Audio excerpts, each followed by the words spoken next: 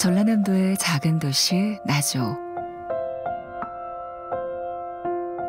오늘 제가 찾은 곳은 나주에 있는 천년고찰 심양사입니다. 차질심, 향기향. 통일신라시대 원효대사가 창건한 사찰입니다. 조계종 원로 의원이신 성호 큰스님은 먹무릇을 입은 60년 세월 중 50여 년을 심양사에 주석하시면서 지역 포교에 매진하고 있습니다. 어느 누구도 차별 없이 격의 없이 대하는 순수함. 스님은 스스로 시골 스님이라 말씀하십니다. 출가, 오늘은 성호 큰스님을 만나봅니다.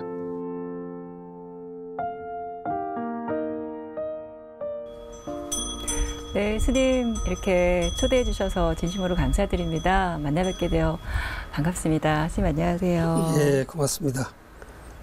정말 천년고찰답게 그 나주에서 심양사라는 이렇게 사찰의 이름을 제가 이렇게 접하면서 심양사? 심자가 차질 심자에 향기향자인 저인데 심양사의 어원은 어떻게 되나요? 네, 원효 스님 때 창건이 됐는데 예, 그때에 미륵 부처님을 모시고 이 절 이름을 미륵원이라고 그랬어요. 우리나라에서 보면은 미륵사상이 가장 유행을 했던 시기가 심양사 창건연대하고 비슷합니다. 네. 그래서 이제 그때를 보면은 뭐 궁예니, 견훤이니, 왕건이니 하는 사람들이 다 자기가 미륵이 된다고 그랬어요. 그 이야기가 도대체 무슨 이야기냐 생각해 보면은 그 사람들이 왕건이나 궁이나 견훤이나 뭐 이런 사람들이 자기가 이 지역을, 이 나라를 다스린 동안에 미륵 부처님이 계시는 것처럼 용화 정토를 만들어야 되겠다. 그런 염원에서 자기가 이제 미륵이 돼야 된다. 이렇게 이야기를 했고, 바로 그 뒤 이어서 왕건이 나주를 정벌하려고 여기를 왔어요. 그래가지고 이제 나주하고 인연이 돼가지고 고려 둘째 임금 해종을 나주에서 출생하게 됩니다. 그래서 나주 출신의 임금은 해종뿐이 없어요. 그리고 난 다음에 여덟째 현종 때 거란의 2차 침입을 당해가지고 그 현종이 나주로 몽진을 오게 되죠. 피난을 왔죠. 몽진을 와가지고 지금 저기 그때 당시에 동원, 지금 현재 지금 금성관 그쪽이 시내 거기에서 이 미륵 부처님에게 10일간을 머무르면서 날마다 기도를 올렸어요. 그래서 이제 그 금성관에서 심양사 오는 길 이름이 사막이라고 그래요. 우리가 보통 부르기를 사맥이 하는데, 또 그 현종이 그때 미륵 부처님에게 기도를 했던 그 가피로 강감찬 장군의 귀주대첩에서 승리를 해가지고 빼앗겼던 나라를 다시 찾게 됩니다. 그래서 이제 그 현종이 그때 당시 서울이 개성이었기에 개성으로 황궁을 하면서 국가 축제가 둘이 있었는데 하나는 연등회라고 하는 게 있었고 하나는 팔관회라고 하는 게 있어요. 팔관회를 나주에다 하사를 하고 갑니다. 이 팔관회라고 하는 것이 무엇이냐 하면 불교의 이제 계율인데 8가지 계율인데 요즘 말로 바꿔서 이야기를 하면은 팔관은 첫째 자비롭게 살자, 베풀며 살자, 그 청정하게 살자, 진실하게 살자, 어른을 공경하자, 지나치게 사치하지 말자, 절제 있는 생활을 하자, 네. 지혜롭게 살자. 이게 8가지거든요. 현종임금이 앞으로 이 나라를 지키기 위해서는 네. 어떻게 해야 되느냐. 부처님의 힘을 빌려서 광감찬 장군의 기주대첩에서 승리를 해서 빼앗겼던 나라를 다시 찾았는데, 앞으로도 이 나라를 지키기 위해서는 부처님의 힘이 아니고는 안 되겠다 해가지고 강화도에다가 대장도감을 설치해서 네. 고려 초조 대장경을 조각하게 됩니다. 그래서 고려 초조 대장경의 모체가 네. 나주라는 이야기죠. 그 초조 대장경이 이제 완성이 돼가지고 대구 부인사에다가 모셨는데, 애석하게도 2차 몽고난 때 소각을 당하죠. 아, 그러네요. 더 중요한 것은 이 경판 이것을 그냥 나무로 만든 것이다, 종이로 찍어낸 것이다, 이게 중요한 것이 아니라 그 경판을 읽을 수 있는 독자층이 있었다고 하는 거. 이게 중요한 거거든요. 네. 그래서 종이 문화의 발상이 나주라는 이야기예요. 바로 이제 그 뒤로 이어지면서 심양사 극락보전에 모셔졌던, 지금 모시고 있는 부처님이 종이거든요. 네. 또 저기 불회사의 부처님이 종이고, 중림사의 부처님이 종이에요. 그래서 종이 문화가 발달했다고 하는 거. 그렇게 이제 되면서 이제 현종이 개성으로 황공을 하면서 절 이름이 바꾸어지게 됩니다. 네. 신왕사, 귀신 진짜 임금왕자 신왕사로 바뀌어지게 되죠. 우리나라 역사를 보면은 임금 왕자나 임금 황자가 들어있는 사찰은 국가보사찰이에요. 국찰이에요. 그래서 심양사가 한때는 이제 국찰로 이렇게 변모를 해가지고 많은 문화 유물이 생겨나게 됩니다. 네. 나주 심양사의 옛 이름은 미륵원이었는데요. 훗날 신왕사로 바뀌었다가 다시 심양사로 바뀌어 오늘에 이르고 있습니다. 그러면서 이제 그 건륜 54년도에 미륵전 상량문이 발견이 됐는데, 네. 거기에 보면은 신왕사하고 심양사하고 같은 이름이 나오더라고요. 아, 그렇군요. 그때 당시에 이제 심양이 나오게 된 거죠. 이제 심양이라고 하는 것은 차질 심자 향기양자 네. 심양이라고 하는데, 우리 화엄경에 보면은 건달바라고 하는 신이 있어요.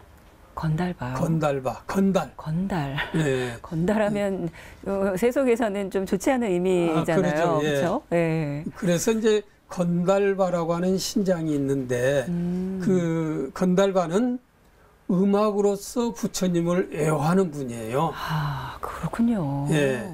그래서 그 건달바를 번역을 하면은 차질심자, 향기양자, 심양이라고 그럽니다. 그렇군요. 네, 그래서 요즘에 이제 사찰에서 무슨 불사를 한다, 무슨 법회를 한다 했을 적에 호국 무슨 법회, 호국 무슨 뭐 불사, 네. 이렇게 이야기하는데, 호국의 대명사가 심양사래요. 심양이래요. 그렇네요. 예. 오늘 쭉 그래서 이렇게. 우리나라 호국의 네. 대명사가 심양이다. 이렇게 이제 전해지고 있습니다. 네.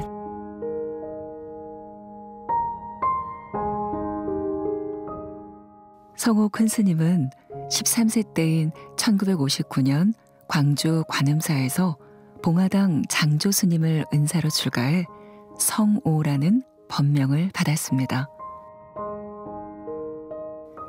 은사 스님을 따라 백양사로 가 불교 전문 강원에서 수학했고, 대교 때에는 서울 법륜사에서 화엄경의 대가였던 설호 스님으로부터 사사했고 이후 백양사 주지를 역임했습니다.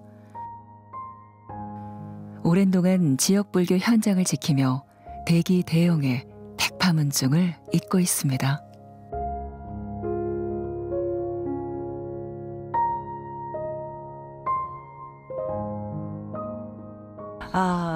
지난 4월에요, 스님. 네. 그 조계종의 원로의원으로 선출하는 데 있어서 만장일치로 통과가 됐다, 이런 소식을 저도 전해드렸습니다. 예. 다시 한번 이 자리를 빌어서 축하드립니다. 예, 고맙습니다. 소회가 어떠신지요? 제가 원로는 생각지도 못했던 거거든요. 그랬는데 지난번에 백양사에서 교구정회가 열리는데 백양사 주지 스님이 추천을 해가지고 네. 거기에서 만장일치로 추대를 하자 했고, 종회에서 만장일치가 됐고, 또 원로위원회에서 만장일치가 됐거든요. 그랬는데 이제 제 생각으로는 아무리 만장일치를 했다고 하더라도 내가 원로 자격도 없어요. 아는 게 있어야지, 하는 게 있어야지 내가 원로라고 하지요. 그래서 지난번에 원로 회의가 처음 열렸는데 갈까 말까 하다가 그래도 가야 된다고 하더라고요. 그래서 갔어요. 가가지고 별 수 없이 잘하겠다고 선선하고 왔습니다. 네. 그냥 자격이 있어서 되는 것이 아니라 떠밀려가지고 됐고, 이왕 그렇게 했으니까 좀 잘하도록 노력을 하렵니다. 네.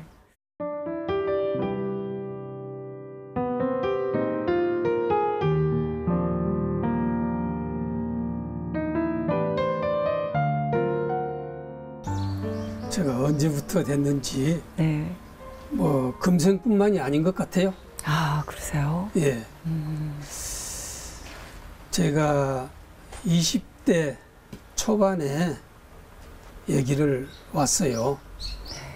제가 이제 일찍이 출가를 해가지고 20대 초반에 강원을 마치고 이력을 마치고, 그때만 해도 우리 종단이 굉장히 시끄러울 때였어요. 정화운동 때문에.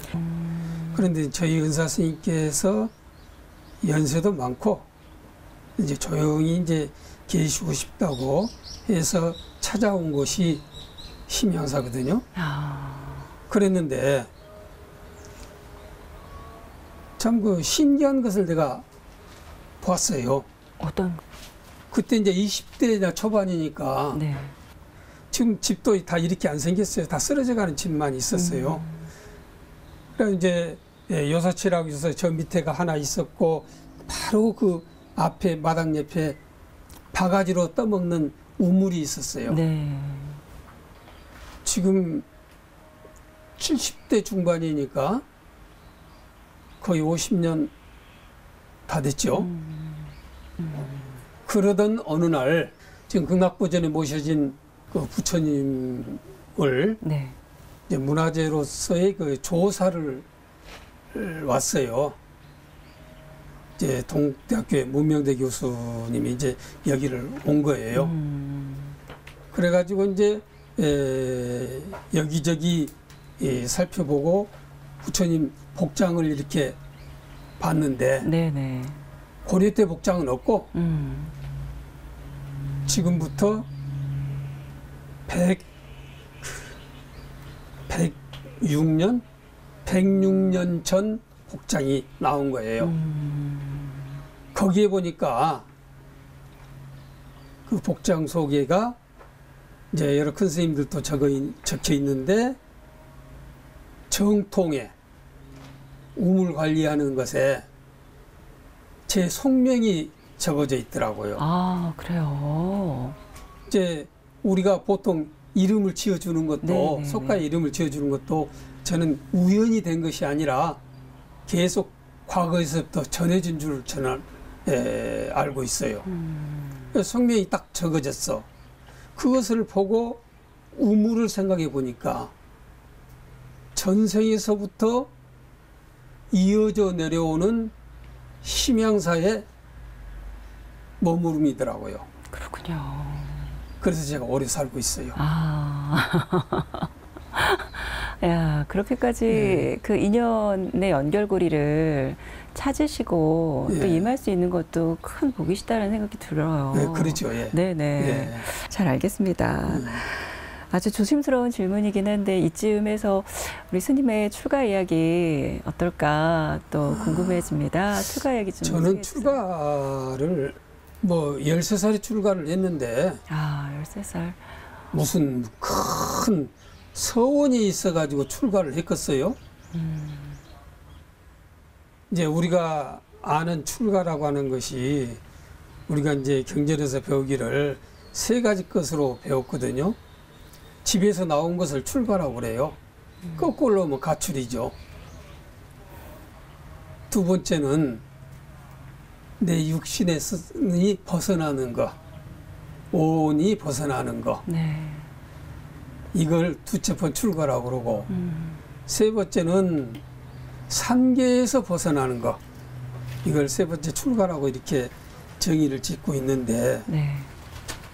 어렸을 적부터 건강이 안 좋았어요. 네. 그러면서 집에 있으면은 오래 못 산다. 그래서 오래 살려면 절집으로 가거라. 네. 이게 지금 죽는다고 해도 빠른 나이는 아니겠죠. 그래서 그런 그 원대한 포부를 가지고 출가를 하는 게 아니라 아무런 뜻이 없으니까 어렸을 때니까 네. 그렇게 해가지고 출가를 하기는 했어요. 네. 제가 이제 막 출가할 적에는 강주 이제 관음사라고 하는 그 곳이 있는데 네. 거기에 제 스님께서 머무르 계셨어요. 그래서 거기로 이제 출가를 해가지고 거기에서 이제 4년 만에 그러니까 13살에 출가를 했으니까 3, 4, 5, 16살에 네, 네, 네. 스님에게 이야기를 해가지고 스님이 그때 당시에 백양사 주지 스님이었는데 큰절에 가서 공부를 하랍니다. 막 이렇게 했더니 이제 백양사로 데리고 가시더라고요. 그래서 이제 거기서부터 이제 그 큰절 생활을 하고 그래서 공부하니까 좋고 또래가 많아서 즐겁게 지내니까 좋고 이제 이렇게 하기는 했어요. 네, 네, 네. 그런데 이제 거기서 이제 한 사건이 이제 생겨나죠. 우리가 그 경전 공부를 하는 것을 이력을 본다고 그래요. 이력도 공부를 잘 해가지고 정말로 부처님의 뜻을 명석하게 밝혀낸다고 하면은 참 더 말할 것이 없이 좋지요. 근데 그게 어렵습니다. 그게 네. 따라만 다녀도 그게 인연이 돼가지고 다음 세상에 공부를 잘 할 수 있는 거. 그 인연이력이라고 그래요. 여름 햇볕이 따가울 만도 한데 저희를 반갑게 맞아준 스님은 초발심 자경문에 있는 부득 수학 어자하야 단취 구판이라 말을 배우는 일을 좇아서 다만 입으로 판가름을 해서는 안 된다는 구절을 말씀하시며 말문을 여셨습니다. 젊어서 공부할 때는 거침이 없었고 그때 외웠다가 잊어버린 경전 구절이 세월이 지나니 하나하나 기억이 난다고 하십니다. 아, 그 구절이 이것이구나 하고 독하게 공부했던 그 시절이 스님은 그립습니다.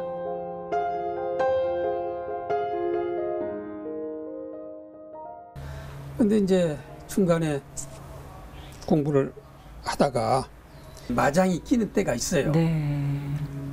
아, 어떻게든지 공부를 해야 되겠는데 이력을 마쳐야 되겠는데 네. 그래서 기도를 하면은 이력을 마칠 수 있겠다. 이렇게 이제 생각을 해가지고 백양사에서 저 학바위 중턱에 보면은 영천굴이라고 하는 굴이 있어요. 네. 지금은 집이 있어. 집. 6.25 때 불이 나고 난 다음에 집터만 있는 그때 이제 거기에 가서 이제 기도를 하겠다고. 옛날 가만히 있잖아요. 가만히. 네. 가만히 딱 중간에 펴가지고 하나 가지고 가서 바닥에다 깔고 군인 담요 하나 있었어요. 그놈 하나 가지고 가서 이제 그 냄비 하나하고 쌀 조금 오고 가가지고 이제 거기서 기도를 하는 거예요. 네. 그래서 이제 그 기도를 원만히 마치고 이제 큰절로 다시 내려왔죠. 내려와가지고 제가 극락전 부전을 봤어요. 거기서 기도를 하면서. 그러면서 극락전 부전을 하면은 아침 저녁으로 종각이 가서 종도 치고 북도 이제 그 법보도 치고 그러는데 때는 음력 3월 3진 날 네. 기도 회양을 딱 하고 그 다음 날 아침에 네. 이제 4시에 일어나 가지고 새벽에 총각으로 가는데 뭐 그때는 전기가 없으니까 전기불이 없었으니까 제일로 좋은 손전등이 뭐냐면은 군인들이 쓰는 기역자 전등. 기역자 전등을 탁 하나 들고 이제 총각으로 가니까 그 총각 기둥, 요 기둥 총각에 기둥 바로 옆에가 뭐가 하얀 게 있는 것 같더라고요. 아, 그래요? 저게 뭐지? 하면서 이렇게 비춰봤어요. 비춰봤더니 얼굴이 이만한, 오히려 더 크게 보였겠죠. 근데 얼굴이 이만한 하얀 호랑이. 어머나. 백호. 백호요? 온몸에가 보일락 말락하는 노란 줄이 있고, 네. 얼굴이 이만하고, 눈이 이렇게 동그라니 이렇게 노란 줄이 실금 이렇게 딱 불 쓰고 이렇게 있더라고요.